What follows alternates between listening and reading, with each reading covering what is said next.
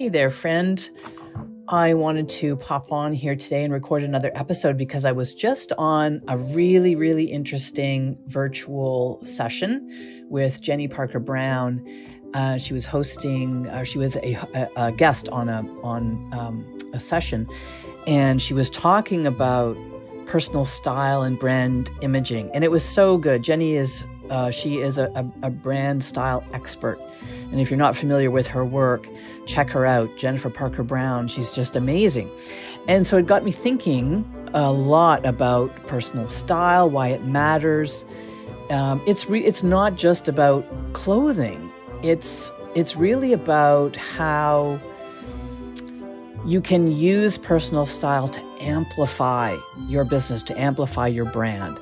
So imagine this for a moment. You're at a networking event, and two people arrive at about the same time, and they enter the room. And both are well-spoken, well-dressed. They're clearly competent people. But one of them, you notice immediately. Your attention is drawn to her. She has presence.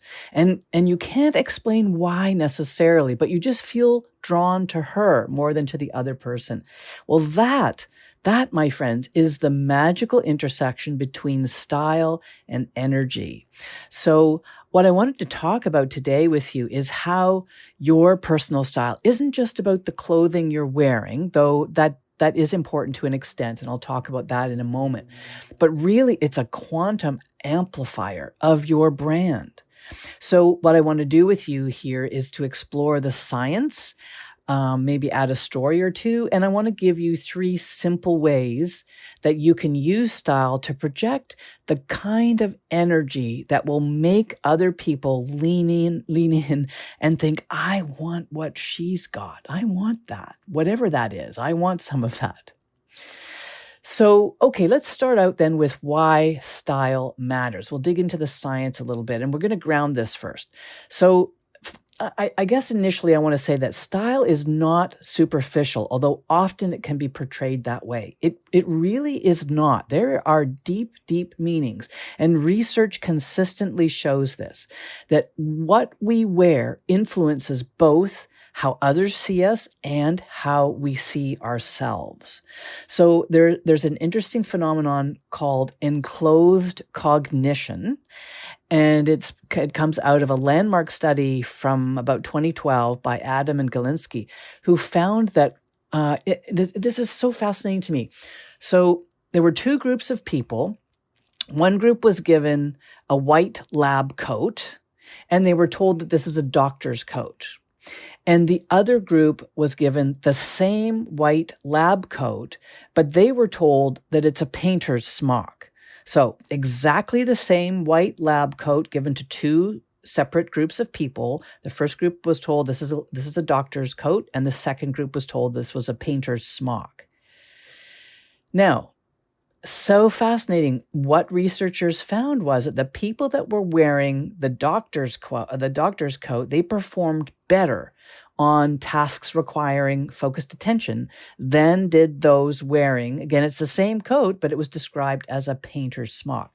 Now, why? Why would there be differences in their performance levels?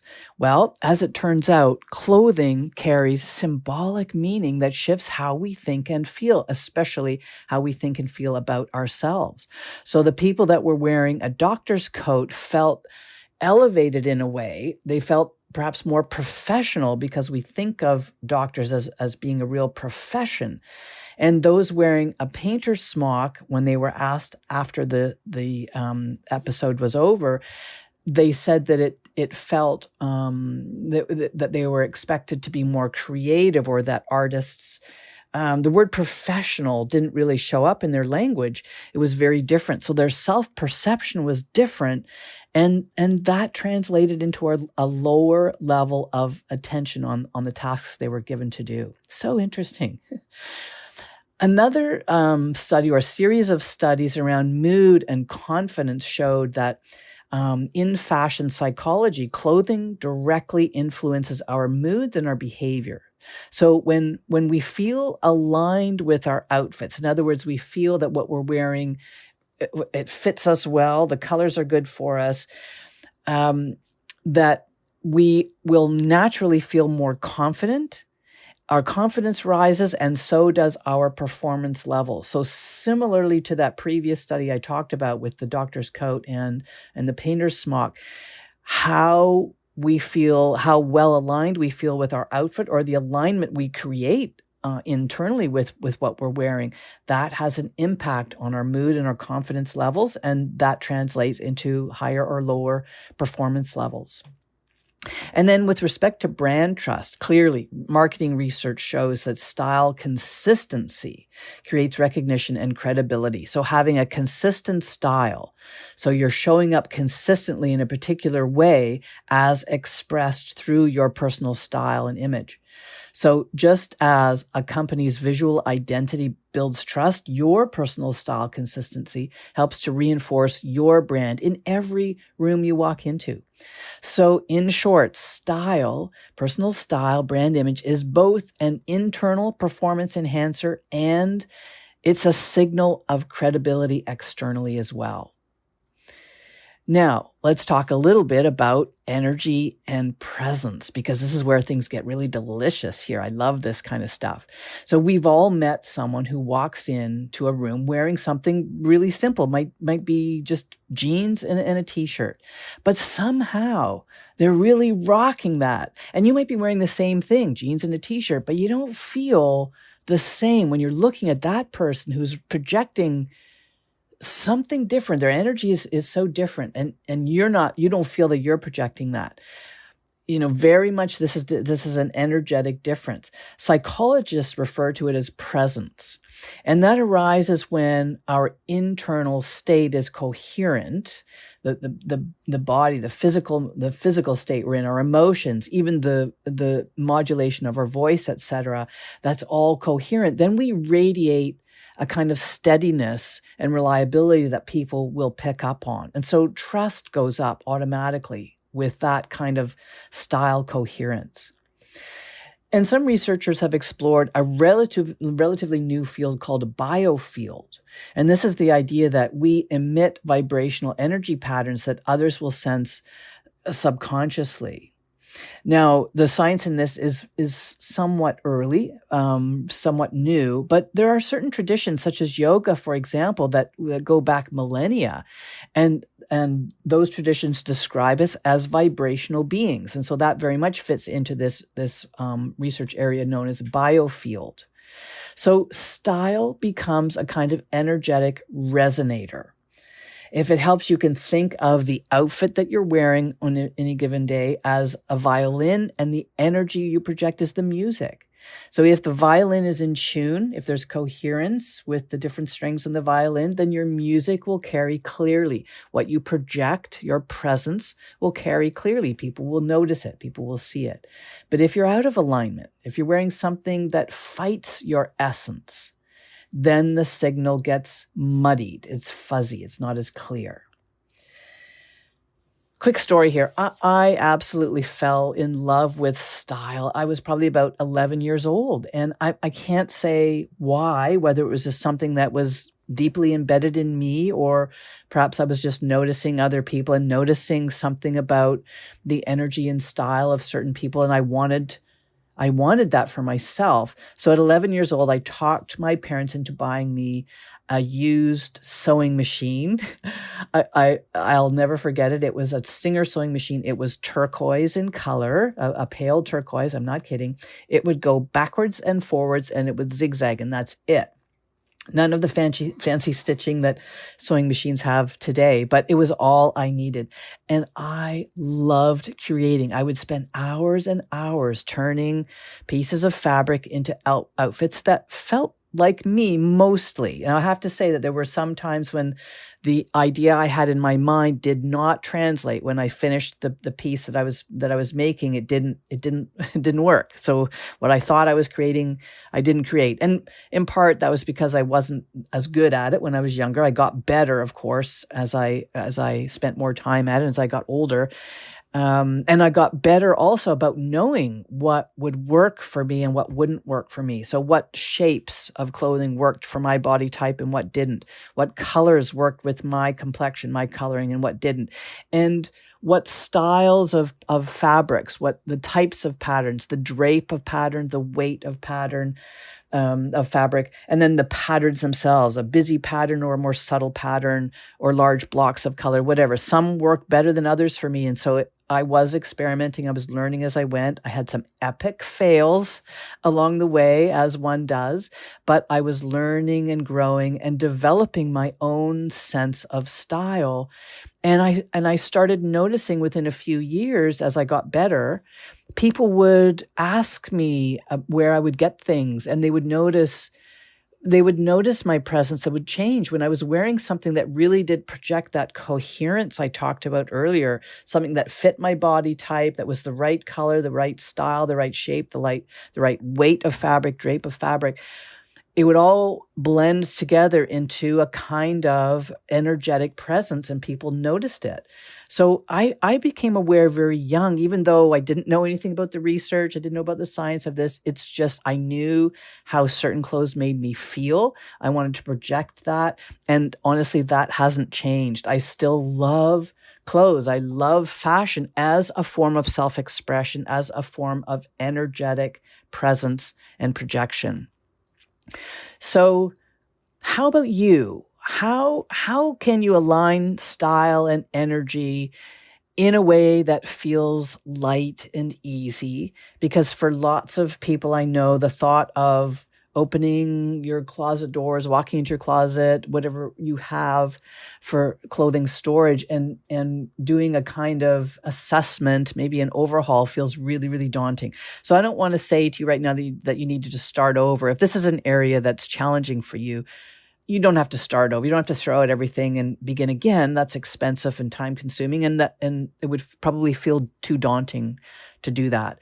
So I want to offer 3 relatively simple ways that you can start to shift. So you can experiment a little bit with this idea of personal style and presence and energetic vibration.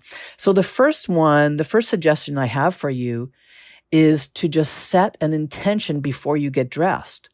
So if you're going out into the world, even before perhaps a client call or you're meeting someone, even if you're just going out to the grocery store or to pick something up, just ask yourself, generally of the day or of the event that you're going to, what energy do I want to project today? What energy do I want to project today? Because just know that the way you're put together and the energy you project, it's part of your own image, yes, but it's also about how you want to be perceived by other people, and particularly by future clients or customers. So setting an intention about that, what energy do I want to project today? That's the question to ask. Do you want to project a kind of calm authority? Do you want to project a creative spark?